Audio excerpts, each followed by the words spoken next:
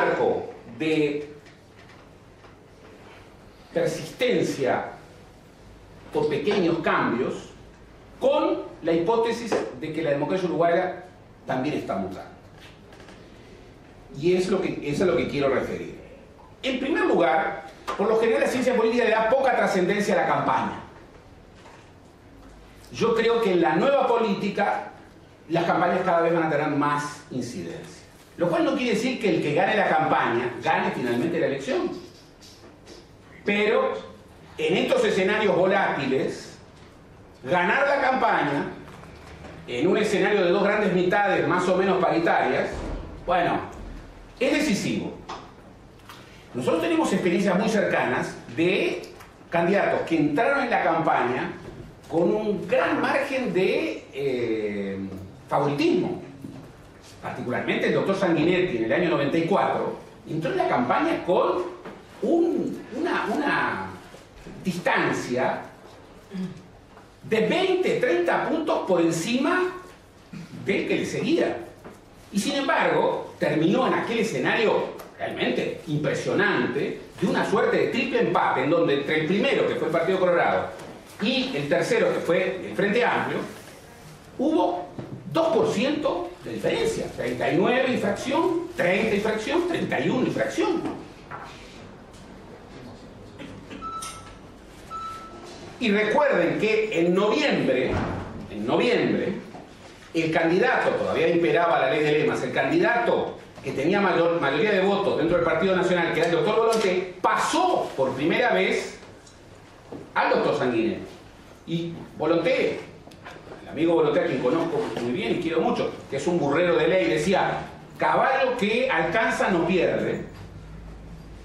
Sin embargo, perdió en medio de un final de campaña dramático, en donde el candidato, el doctor Sanguinetti, varió, no diría 360 grados, pero sí 180 grados su orientación de campaña, cambió a su equipo de campaña y salió a debatir. Y allí tuvimos los últimos debates, los últimos dos debates, que tuvieron como protagonista permanente de los debates a quien entonces era el gran debatidor, que era el doctor Tabaré Vázquez, a quien luego convencieron, me gustaría saber quién, que el que va primero no debe debatir. Filosofía tan consistente como aquella que me enseñaban cuando jugaba al fútbol el defensor, que después de una gran victoria, una gran derrota. Que lo que generaba por lo general era que después de una gran victoria se establecía una estrategia defensiva y generalmente estaba la profecía autocumplida. Se perdió. Pero una inconsistencia filosófica grande. No está dicho, no hay ninguna regla, ni en la tierra, ni en el cielo, ni en el infierno, que diga que el que va primero no debe debatir. Ninguna. Y, ojo, en el mundo ya van quedando muy pocas islas, entre ellas el Uruguay, como no podría ser de otro modo, en donde los candidatos no debaten. Lo cual no quiere decir para nada que los debates definan los procesos electorales. Todos sabemos que es rarísimo las situaciones en donde definen. Tanto lo sabemos que lo que más define los procesos electorales es los no debates, más que los debates. Esperemos que eso no ocurra, pero bueno. ¿Dónde podemos atisbar las mutaciones? Y lo podemos atisbar en que hoy tenemos en el Uruguay un porcentaje de convencidos, de gente que, pase lo que pase, votará a su partido, superior al 80%. Superior al 80%. ¿Esto qué quiere decir? Que a la primera pregunta, sin forcejeo, dicen voto a este o voto a este. Pero todos los encuestadores lo que hoy están revelando es que ese otro 20 o 15% que a la primera pregunta no dice a quién va a votar y que de alguna manera reúne a los descontentos, a los enojados, a los indecisos tradicionales, a los nuevos indecisos, tiene un estado de fluidez política muy grande. Por ejemplo, los encuestadores hoy dicen que encuentran que gente que en una semana dice voto al Partido Colorado, a la semana siguiente cambió su voto. Incluso puede cambiar su voto para el Frente Amplio. Los encuestadores hoy dicen que lo que no ocurría anteriormente, que era esa ley que el que había votado Frente Amplio no volvía a votar partidos tradicionales, bueno, hoy está ocurriendo. Hay descontentos con el Frente Amplio que han vuelto a votar, o por lo menos que tienen intención de voto, hacia los partidos tradicionales, cosa inédita. Aunque los encuestadores también están diciendo que en este escenario final de la campaña, el Frente Amplio, entre otras cosas, estaría recuperando algunos de esos votos. Lo cual, ¿qué es lo que revela? Un gran estado de fluidez política. En ese núcleo que combina descontentos, enojados por izquierda, por el centro, por los impuestos, por lo que sea, con una gran fluidez política. A la siguiente, a la cuarta. Esto ya lo mostró Lucía, pero vean una encuesta de Factor del 2014. Vean dónde el Frente está teniendo problemas. En Montevideo más que en el interior. Las encuestas todos dicen eso. En aquellos con mayor educación, sobre todo con educación terciaria, en aquellos de clase media, media alta, y en los jóvenes y en los adultos, no en los viejos. Si yo esto lo hubiera dicho hace 10 años, era el manual del perfecto frente amplista. Montevideano, joven, educado, de clase media, media alta. Hoy, los descontentos frente amplistas reproducen lo que era el manual del frente amplista clase. Con lo que, efectivamente, tenemos un escenario en donde quienes definen, en ese núcleo heterogéneo, con una gran fluidez política, y que van a definir, corriendo esos 80, 100.000 votos para un lado o para el otro, no son los tradicionales. Los indecisos tradicionales, ¿qué eran? Gente con bajo interés en la política, gente generalmente con baja educación, gente con generalmente de sectores populares. Bueno, hoy los no creyentes, los enojados, los descontentos, incorporan a ese indeciso tradicional, pero lo desbordan claramente. Lo desbordan claramente. Y ese escenario, en un marco de estabilidad, es el que define la elección. Por eso, hablemos de magnitudes. El otro día lo preguntamos, ¿estamos en presencia de una gran revolución electoral? ¿De un cambio sorprendente? No. Y está el peligro de la ilusión óptica, como decía Fito, de creer que, bueno, acá ha habido una revolución electoral cuando en realidad lo que hay, visto desde afuera, es una estabilidad que en América Latina uno diría es increíble. Increíble. Que un partido con 10 años en el gobierno baje 2, 3 puntos respecto a la elección anterior, que los partidos de la oposición prácticamente reproduzcan los votos y que un partido que trata de ser bisagra finalmente obtenga un senador, supere del 2,5 al 3,5%, es de una estabilidad insólita, increíble. Y sin embargo, ese escenario heterogéneo, cambiante, de ese electorado que va a definir la elección, con esa fluidez política, eso sí está revelando cambios importantes. Además, la sorpresa de la calle Pou es un cambio en sí mismo importante.